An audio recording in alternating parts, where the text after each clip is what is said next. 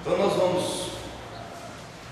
vamos ver a credibilidade das Escrituras agora, apoiada pelos manuscritos dos pais da igreja, pelos escritos dos pais da igreja.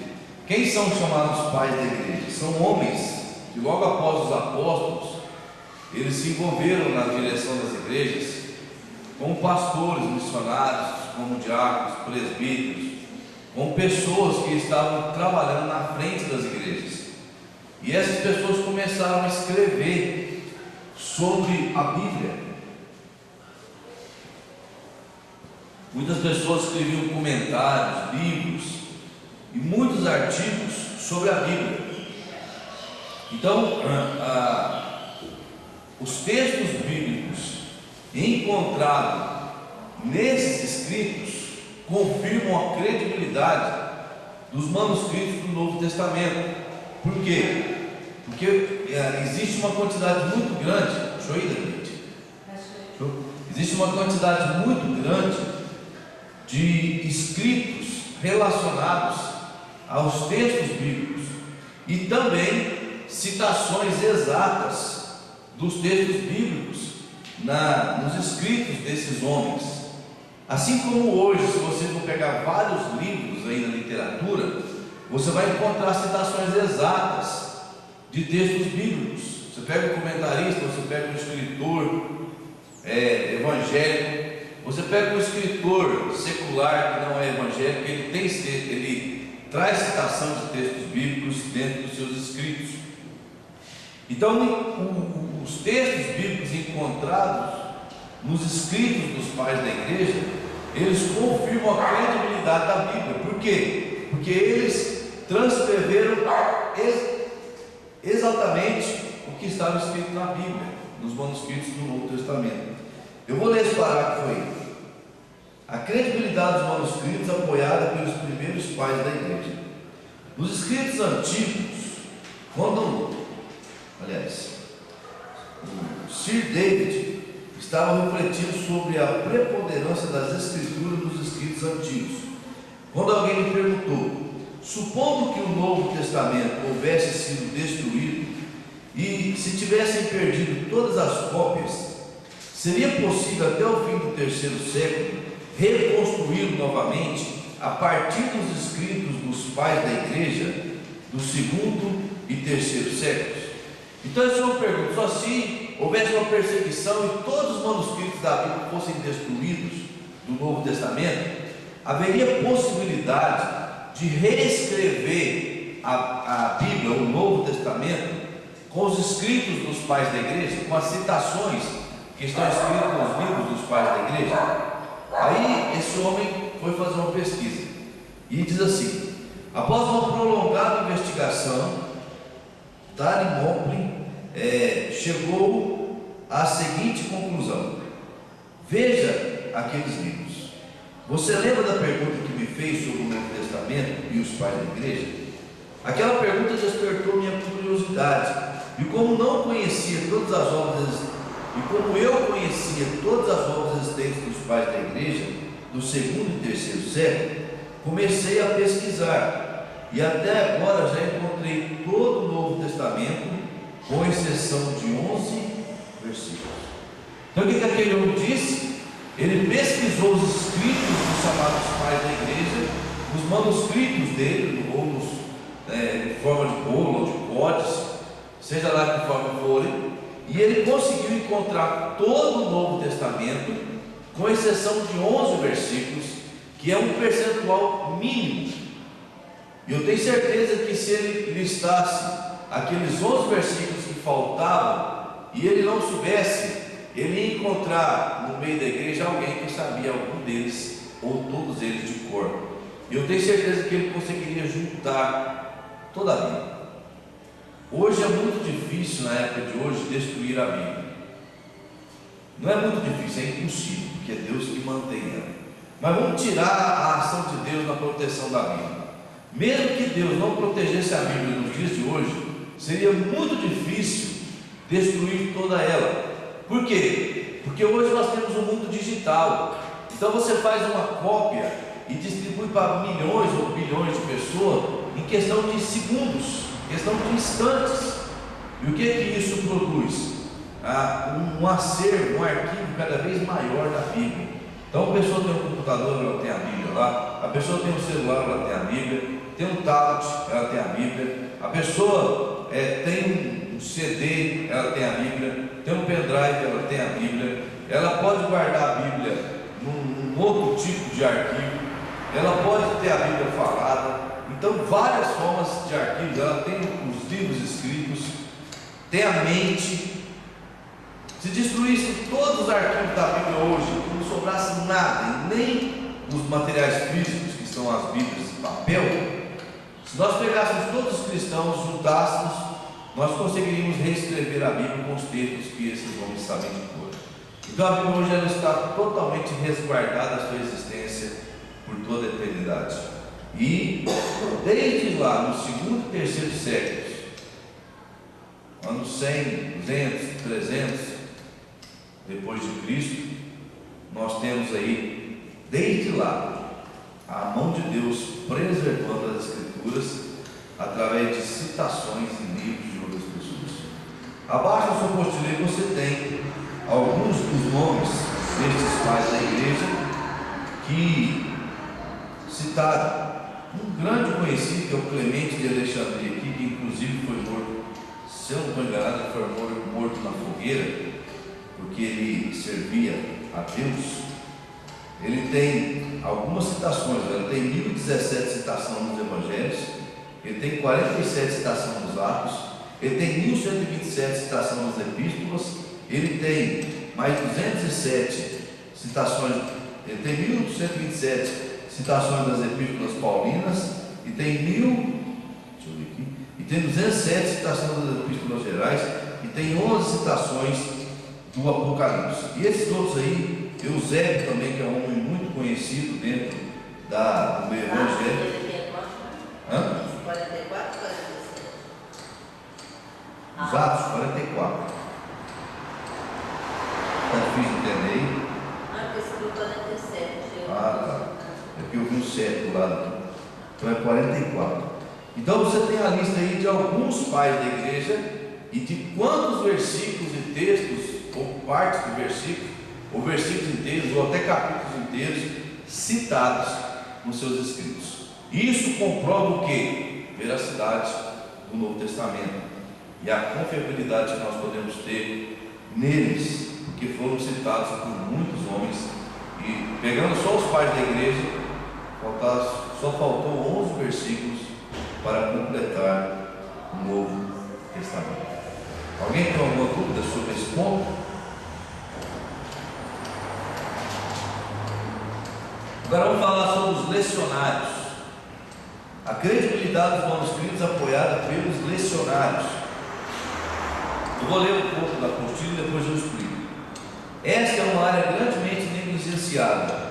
E, no entanto, o segundo maior grupo de manuscritos gregos do Novo Testamento é dos lecionários. Bruce Metzger explica a origem dos lecionários. Seguindo o costume das sinagogas, mediante o qual, em todos os sábados, por ocasião do culto religioso, liam-se trechos da lei e dos profetas, a igreja cristã adotou a prática de ler trechos dos livros do Novo Testamento por ocasião dos cultos. Desenvolveu-se o costume de prepará-los de acordo com uma ordem fixa de domingos e outros dias santificados no ano cristão. Em geral, os lecionários refletiam uma atitude bem conservadora e utilizavam textos mais antigos. Isto se torna muito valioso na crítica textual. Então eles encontraram outro grupo de texto de pessoas chamadas lecionários. O que é isso? Eles reuniam-se nas sinagogas e, no caso que era todo sábado, judeus, e eles eram acostumados a ler trechos do Velho Testamento e também do Velho Testamento e dos textos da lei, que é de Gênesis a Deuteronômio. Quando Jesus fala que aquela escritura havia se cumprido nele, ele estava numa sinagoga e ele levantou-se, ele teve a oportunidade, ele foi lá e leu a profecia, e ele diz: olha, esse texto se cumpriu em mim. Foi quando as pessoas o chamaram da sua mensagem muito pesada e tal, mas era um momento de culto que eles estavam tendo e que se lia a palavra de Deus. Depois a igreja do Senhor começou a ler trechos do Novo Testamento. Então eles perceberam que eles poderiam organizar esses textos para que, por exemplo, eles tivessem uma meta de ler a Bíblia toda na igreja durante um ano, por exemplo.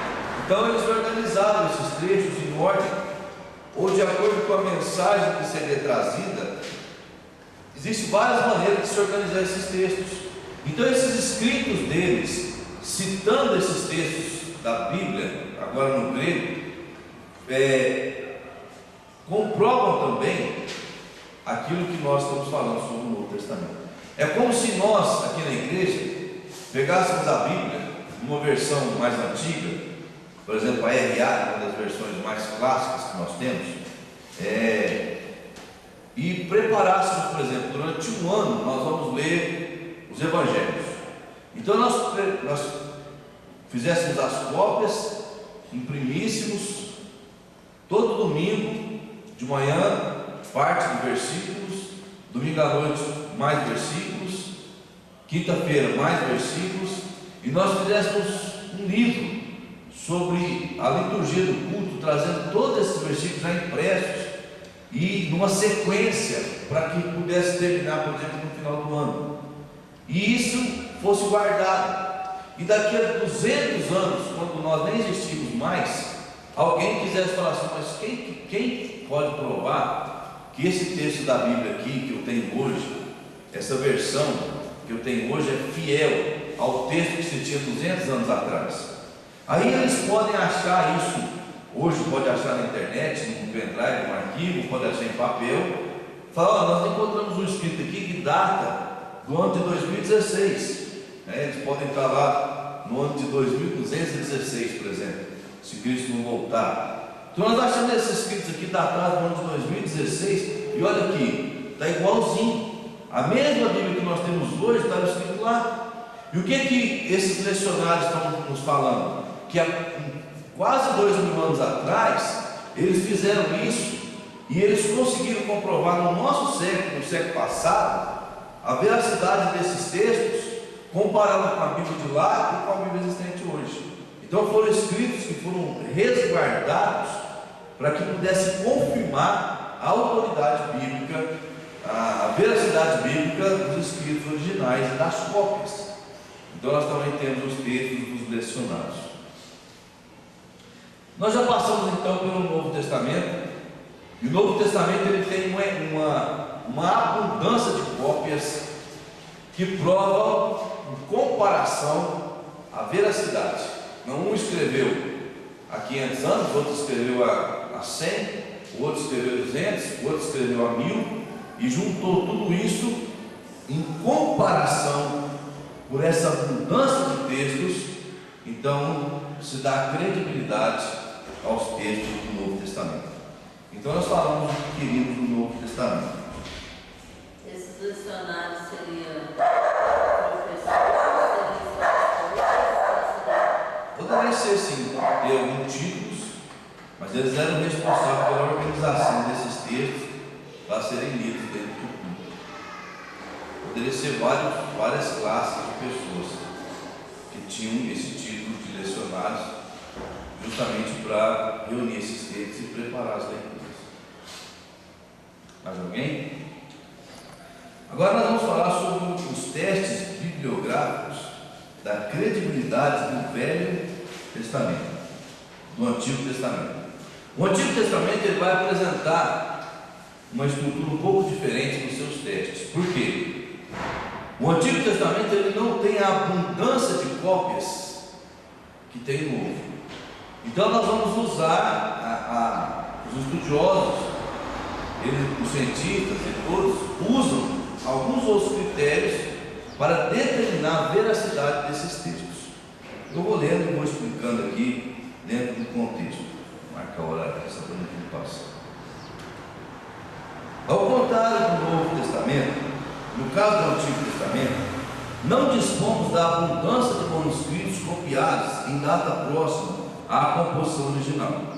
Até a recente descoberta dos ovos do Mar Morto, o mais antigo e completo manuscrito hebraico existente havia sido copiado por volta do ano 900, ano Domini, que é ano do nosso Senhor. Por que não tem uma quantidade tão expressiva de manuscritos do Velho Testamento quanto tem do Novo? Uma das coisas é o seguinte: o Velho Testamento foi escrito apenas para um povo, o povo judeu. Deus nunca mandou os judeus evangelizar ninguém. Deus nunca mandou os judeus sair para as outras nações pregando o Evangelho. Muito pelo contrário, Ele mandou que os judeus se separassem das outras nações e vivessem uma vida separada. Eles não poderiam nem casar e nem ter as religiões que as outras nações tinham. Então, como era um povo menor, era uma nação só, e era um sistema bem controlado, culto, templo, tudo, não havia necessidade de tantas cópias. Por quê? Porque as pessoas que precisavam ser alcançadas eram poucas, se você comparar ao mundo todo. Então é natural que você encontrasse menos cópias. Por quê? Era um livro restrito a uma comunidade, a uma nação, a um povo, que começou lá com Moisés escrevendo a lei, depois os profetas. Então esse povo era relativamente pequeno se comparado ao resto do mundo. Agora, quando Jesus veio, Ele falou: olha, vocês vão esparramar-se pela terra, e vocês vão por todos os cantos do mundo, ide por todo o mundo, pregue o Evangelho a toda criatura. Então, pela necessidade que a igreja tinha de sair do lugar que ela estava e ir pregando o Evangelho por todo o mundo, dá para entender a necessidade de ter várias cópias. Então, se eu vou viajar, por exemplo, igual Paulo, que fez várias viagens missionárias, ele tinha que ter uma cópia da Bíblia, do texto conhecido, para deixar lá, apesar de que ele estava escrevendo a Bíblia. Vamos pegar um pai da igreja aqui, por exemplo, que já tinha pegado a Bíblia escrita, ou um missionário de hoje. Se você vai, por exemplo, pregar aqui no Brasil mesmo, se eu vou sair para uma outra cidade e vou abrir uma igreja, eu tenho que ter Bíblia, para mim, nem preciso foldar, pelo menos me vender para o povo. Para quê? Para que eles possam também adquirir o conhecimento. Então isso fez com que as cópias das Bíblias fossem abundantes. Por quê? Paulo ia sair, precisava, Pedro precisava, um outro missionário precisava, o outro precisava. Então foram fazendo-se cópias, e logo pessoas foram convertendo, e pessoas sábias, eles começaram a escrever Bíblia, a escrever livros. Logo começou a se traduzir a Bíblia, porque as línguas eram diferentes, precisavam alcançar outros povos. Então, pela própria necessidade da igreja de expansão, é que nós temos um monte de cópias de textos do Novo Testamento e não temos tantas, e nem traduções do Velho Testamento. Por quê? O Velho Testamento foi escrito só para os judeus, só na língua hebraica. Alguns trechos em aramaico, na época que eles estavam cativos em Babilônia, algumas profecias de Isaías, algum texto de Daniel. Mas por quê? Porque era um povo concentrado, não precisava sair pregando o Evangelho pela criatura. O plano de Deus para Israel era diferente. Agora, o plano de Deus para a igreja é expansivo. Então precisava sair pregando. Então precisava de mais cópias, cada vez mais traduções. E é por isso que nós temos um vasto número de manuscritos do Novo Testamento e não temos tantos, pelo menos não numa data tão próxima aos manuscritos iniciais, no Velho Testamento. Então isso se explica por isso.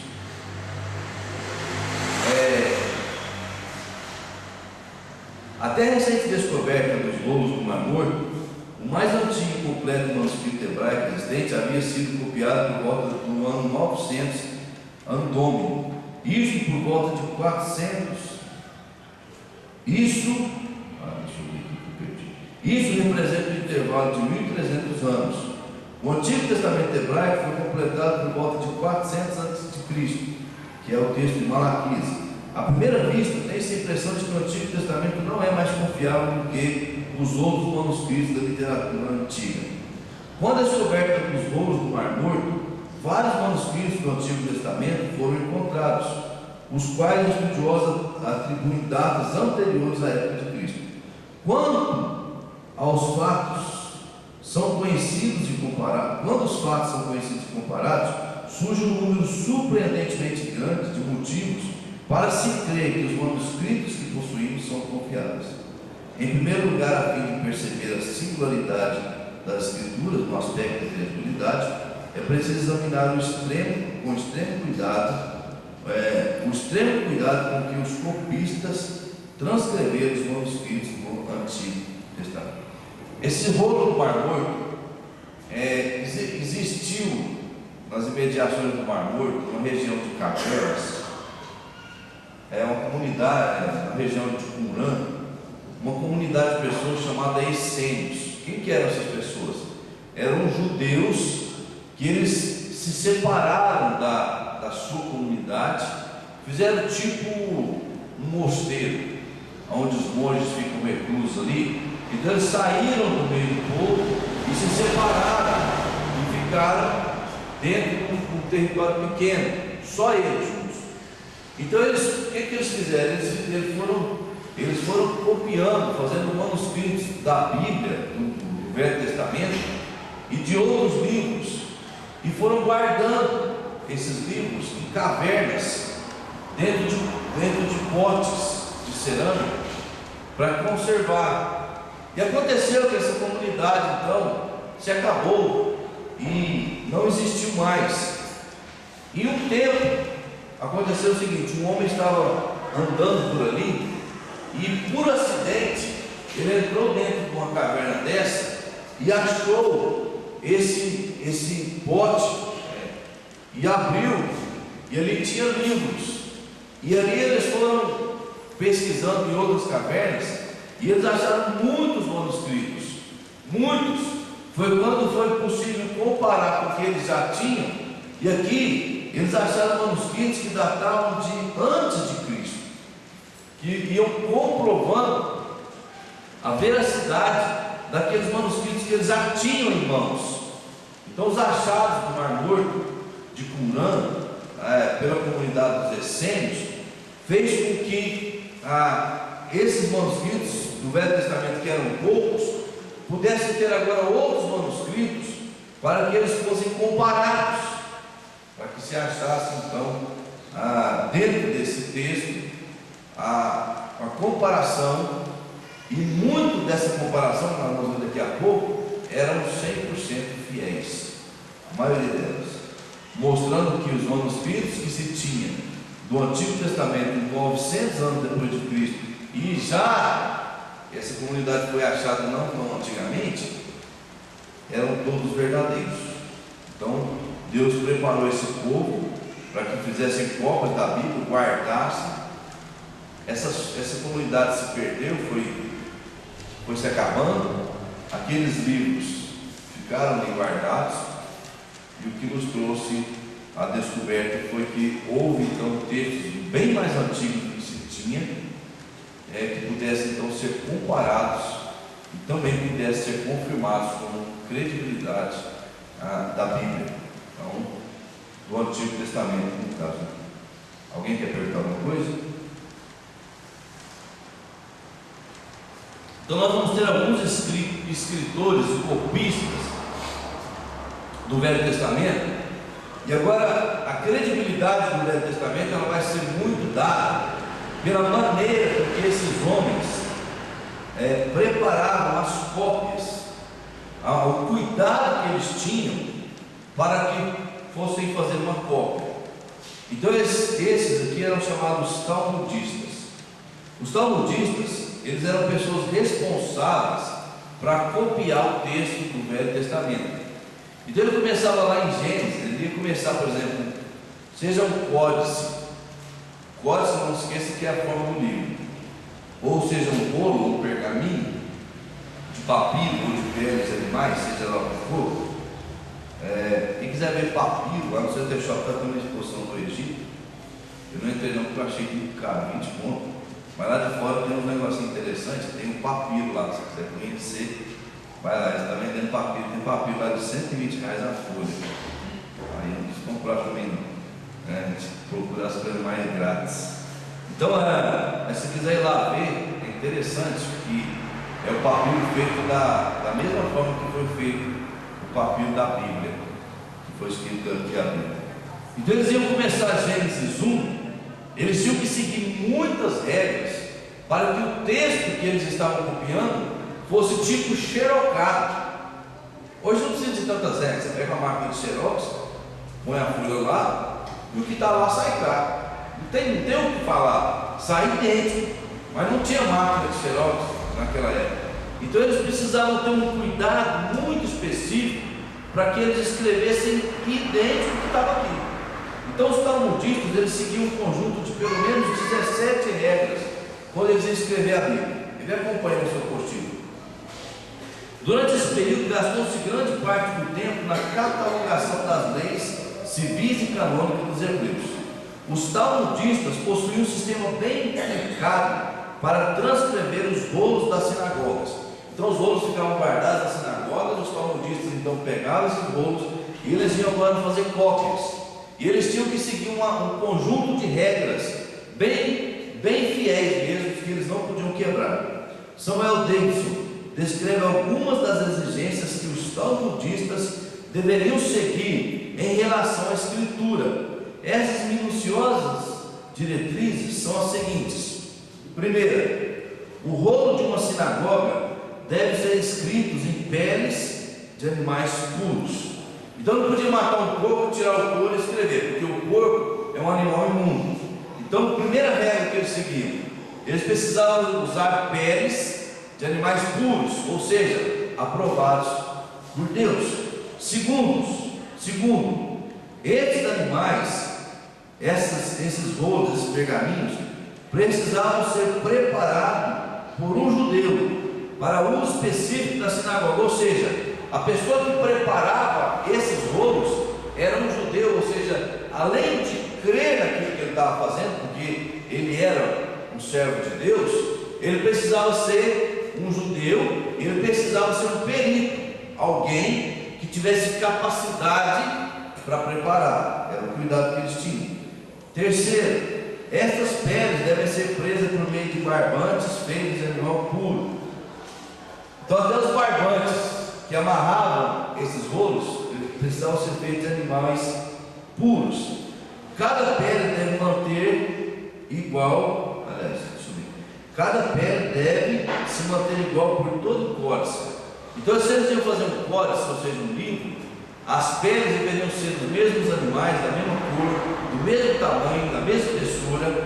Então era seguido um padrão para que então pudesse ser feito. A quinta exigência: o comprimento de cada coluna não deve ser inferior a 48 e nem superior a 60 linhas, e a largura deve ser de 30 letras.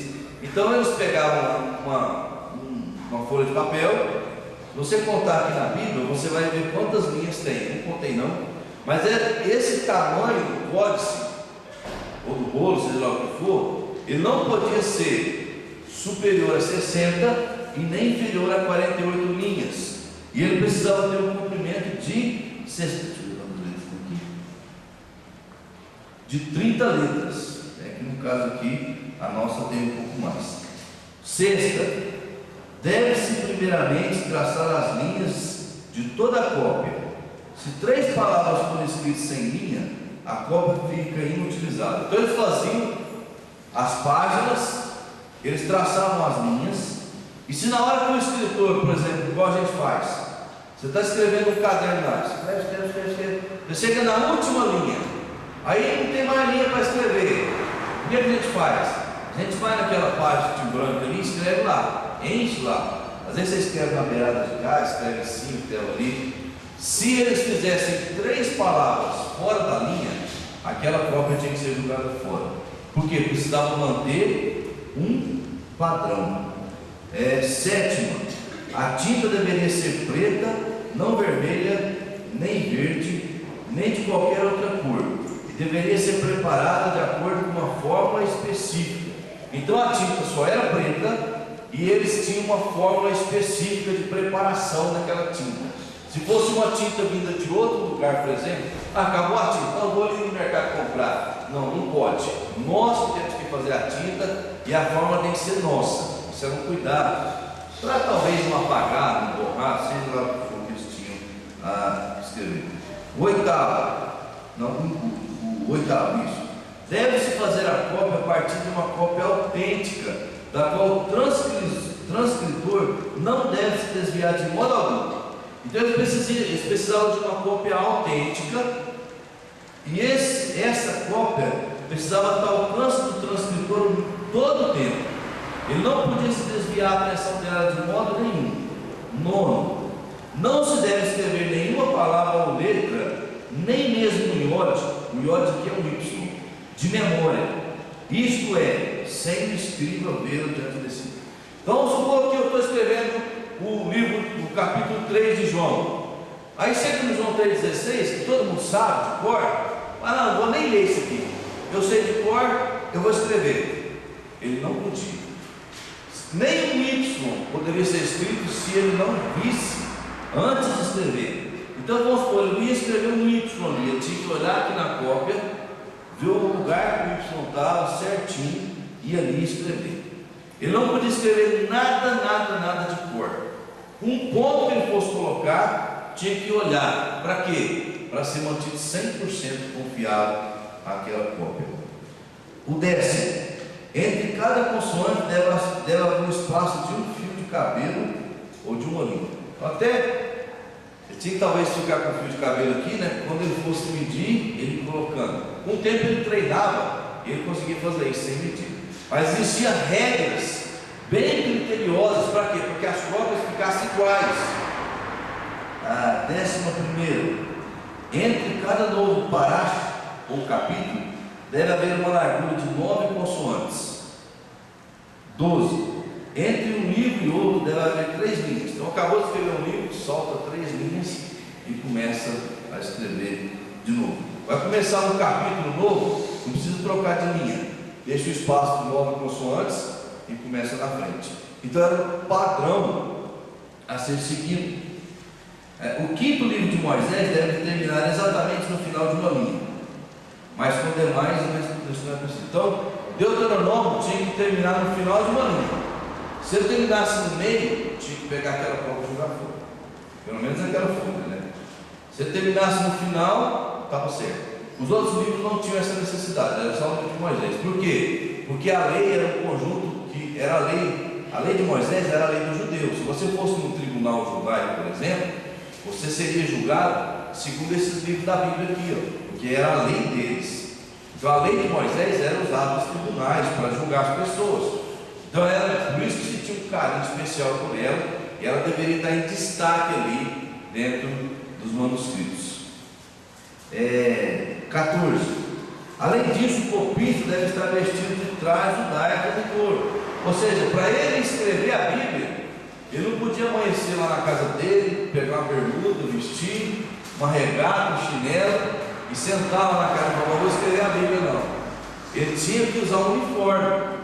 Ele tinha um traje rigoroso, que era um traje judaico, para escrever a Bíblia. Ele precisava tomar banho antes de escrever a Bíblia. Ele tinha que lavar todo o corpo. Então toda vez que ele fosse escrever a Bíblia, ele tinha que lavar, ele tinha que tomar um banho. Ele não podia começar a escrever o nome de Deus uma pena recém-mergulhada na tinta. Por quê? Provavelmente dava um borradinho, porque ele mergulhava ali, ela dava uma escorridinha. Então ele tinha que escrever o nome de Deus com uma pena já começada a escrever. Para quê? Porque a palavra Deus saísse mais perfeito possível. Caso um rei se dirigisse a ele quando estava escrevendo o nome de Deus, não deveria dar atenção. Enquanto ele estava escrevendo o nome de Deus, nem que o rei chamasse ele não podia virar para poder falar com o rei. Ele tinha que terminar de escrever a palavra, só depois perguntar o que ele queria. Para que isso? Isso permitia que a Bíblia fosse escrita com fidelidade, que se obtivesse uma cópia pura, uma cópia autêntica. E é baseado nessas coisas que se dá credibilidade ao Novo Testamento, por aquilo que então foi feito, e pelas regras que essas pessoas seguiram. Esse aqui eram os talmudistas. Eles escreveram do ano 100 até o ano 500 a.C. Então, depois de Jesus Cristo, os talmudistas eles copiavam os textos do Velho Testamento, no caso aqui dos judeus, porque o judeu ele não crê no Novo Testamento. O Novo Testamento para o judeu é abominação, então ele nem mexe com ele. Então, até hoje, os judeus só têm o Velho Testamento. E a lei, chamada Torá também, eles têm ela com bastante consideração, mas o Novo Testamento para eles não é nada. Então, esses judeus, os talmudistas, eles copiaram o Velho Testamento do ano 100 ao ano 500 depois de Cristo. David acrescenta que os rolos que não são feitos de acordo com essas especificações são condenados a serem enterrados, queimados ou ser banidos para as escolas, para serem usados como livro de pesquisa. Então, o rolo que não foi feito de acordo com isso era enterrado, queimado, ou eles levavam para a escola para ser livro de pesquisa para os alunos. Mas eles não ficavam nas sinagogas e eles não eram concedidos à leitura por outras pessoas. O extremo cuidado devotado à transcrição dos manuscritos também explica o desaparecimento das cópias mais antigas. Após o manuscrito ter sido copiado com uma exatidão determinada pelo Talmud e após ter sido devidamente conferido, era aceito como autêntico e considerado como tendo igual valor ao de qualquer outra cópia.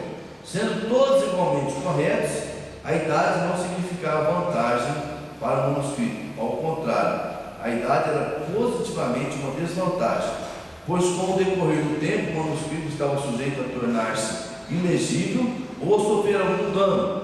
Uma cópia defeituosa ou imperfeita era imediatamente considerada imprópria para uso e com isso era guardada e posteriormente destruída. É o que acontece hoje com as nossas Bíblias, por exemplo. Você compra uma Bíblia novinha, mesmo que você tenha um cuidado extremo com ela, vai passar em 5, 10 anos. Eu consigo usar uma Bíblia 10 anos, muito boa. Vai passar 5, 10 anos e aquela Bíblia ela vai começar a envelhecer, ela vai amarelar as folhas, ela vai começar a soltar costura, ela vai começar a rasgar a capa. Vai chegar um ponto que você vai ter que comprar uma Bíblia nova. E eu, por exemplo, não vejo porque toda Bíblia que eu trocar eu guardar. Então eu vou jogar fora, ou eu vou dar para alguém, alguma coisa eu vou fazer, para mim não ficar com um monte de coisa guardada.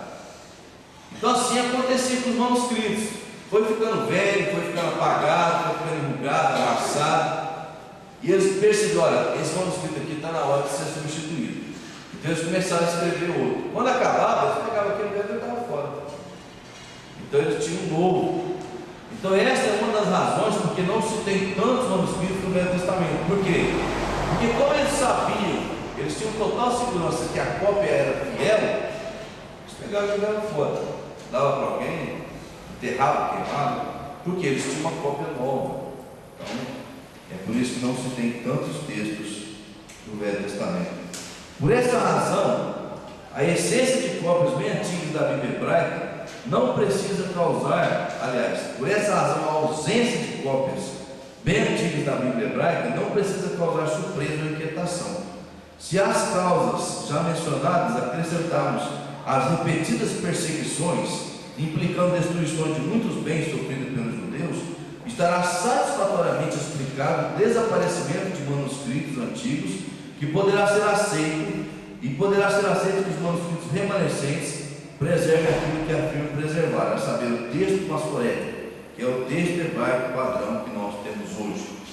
Então, somado a essa questão, aqueles que conhecem a história dos hebreus sabem que eles foram escravos muitas vezes. Então eles entravam, destruíam o templo, destruíam a casa, queimavam tudo. Então muitas dessas cópias foram se perdendo nas perseguições. Então, e como eu falei antes, eles não tinham dúvida daquilo que eles tinham, eles acreditavam. Eles não tinham críticos como nós temos hoje, falando que a Bíblia deles era mentirosa, porque todo judeu acredita no Velho Testamento, pelo menos os religiosos. Hoje tem judeu para tudo quanto é coisa, mas naquele tempo a coisa era mais unida. Então eles não tinham por que duvidar, eles não tinham por que ficar provando que o negócio era verdadeiro, porque eles acreditavam. Hoje, o Novo Testamento, ele precisa passar por mais provas, porque existem pessoas de outras nações, de outras religiões que precisam autenticar a veracidade. E já o Velho Testamento não tinha esse tipo de coisa. Então é por isso que eles não têm tantas cópias quanto tem, no caso, o Novo Testamento. Alguma dúvida? Marcos, essas Bíblias, por exemplo, não pode acrescentar nem tirar. Você acha que essas Bíblias de estudo, esses comentários dentro da Bíblia, a pessoa tem? O comentário que tem dentro da Bíblia, não. Mas o comentário ele traz uma carga de parcialidade. Por exemplo, tem comentarista que eu leio que eu não concordo com o que ele escreveu. Então eu vou dar valor àquilo que eu creio na Bíblia. Então o que acontece hoje? A pessoa compra uma Bíblia de comentário. Eu tenho um monte de Bíblia de comentário. Eu pego ela 2, 3 vezes por ano, vai lá. Por quê? Eu prefiro a Bíblia pura aqui. Eu prefiro estudar só isso aqui. O comentário ele vai trazer a fé do comentarista. Então tem muita gente que pega o texto comentado e acha que é inspirado. E ele vai, se ele pega um John MacArthur, por exemplo, aí, que escreveu para mim uma das melhores Bíblias comentadas, ele vai dar valor àquilo que ele fala. Então ele quase que interpreta aquilo como sendo uma Bíblia. Então eu tenho que tomar muito cuidado. Eu preciso conhecer bem a Bíblia para eu ler um comentário. E se eu não concordo, eu tenho que entender que o comentário não é inspirado. O comentário é feito por um homem que não recebeu inspiração de Deus. Quanto às versões da Bíblia, elas estão sendo enfraquecidas, principalmente essas versões de paráfrase, igual a NTLH, por exemplo. A NTLH era feita pela Sociedade Bíblica Brasileira, eles confiam nela e tal, mas eu acho que a NTLH é nova tradução na linguagem de hoje. Ela é muito explicativa. Então, se você pega um texto na revista atualizada e pega um texto na NTLH, você vê que há uma diferença. Então, enfraquece o texto, muda o vocabulário. Eles tentam explicar uma palavra, por exemplo, que é um costume. Não vou lembrar de nenhuma palavra que seria uma palavra original. Por exemplo, quando Jesus fala talita cum, tem muita gente que põe o nome de filho de talita, mas o nome do menino não é talita necessariamente. Aquela expressão lá quer dizer: menina, eu te digo, levanta. Então você pega uma expressão dessa e tira, aí ele tira essa expressão que está ali, muitas coisas chamadas de hebraísmo, que era a expressão usada pelos hebreus, e coloca uma explicação. Então aquela expressão que é um hebraísmo, que é uma coisa dos hebreus, ficou perdida.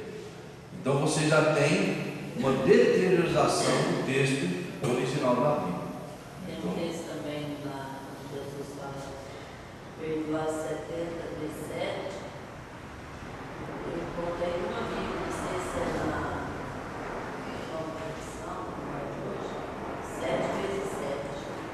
Tem uma Bíblia que está trazendo. Da 49, eu já sei. Eles vão criando versões. Aí tem a Bíblia viva, tem a Bíblia para jovem, Bíblia para isso, Bíblia para aquilo. Então isso vai corrompendo a Bíblia. Você tem um risco de acrescentar e você tem um risco de tirar coisas da Bíblia. Então eu prefiro ficar com uma versão padrão, que ela foi traduzida. Mas o texto é antigo, nosso vocabulário mudou, mas tem dicionário. Então você pode aprender uma palavra nova, que mesmo que ela seja antiga, é nova para mim. Então o que as pessoas fazem hoje, principalmente no Brasil? Que o brasileiro não gosta de ler, de pesquisar. Ele emburrece a pessoa. Ao invés de ele forçar a pessoa a pesquisar, ele tenta explicar o que a pessoa deveria descobrir. E isso, existe um risco de se alterar o texto bíblico, sim, de se acrescentar ou de tirar. E um comentarista, você vai achar comentarista aí que fala heresia, que está lá dentro da Bíblia. Então tem que se tomar muito cuidado com a Bíblia comentada, porque muitas heresias estão sendo passadas para frente, justamente por causa de comentários bíblicos de pessoas que não têm uma mesma fé que nós temos. E o critério que o comentarista passa é o seguinte: é claro que ele tem um critério biográfico, a história dele, mas o comentarista pentecostal, por exemplo, ele vai comentar aqueles textos de Coríntios, de Romanos, de Efésios, baseado na doutrina que ele crê. Então você pega uma Bíblia daquele, traz para cá, você vai estar trazendo uma doutrina pentecostal por meio do grupo tradicional, que interpreta a Bíblia ao pé da letra. Então você vai ter problema. Mas o grupo lá, ele não quer nem saber, ele acredita naquilo. Agora, quando você pegar a Bíblia traduzida, numa linguagem as mais antigas possíveis, você entende que foi uma tradução feita visando passar a mensagem original. E para tirar o resto das dúvidas, você compra uma Bíblia grega, uma Bíblia hebraica, um dicionário grego, um dicionário hebraico, e vai pesquisar a palavra na língua original, que aí você tem a essência. Então por isso que você tem que conservar uma versão só. Eu recomendo a revista atualizada, porque para mim é a melhor que tem. Eu não gosto nem da corrigida, eu gosto da atualizada. E você ter acesso ao texto original. Então você tem um CD no programa de computador que tem a Bíblia grega e a Bíblia hebraica. Não precisa saber ler, porque você tem uma coisa lá que se chama léxico, que é o quê? É um dicionário que explica o significado daquelas palavras. Então você viu uma palavra na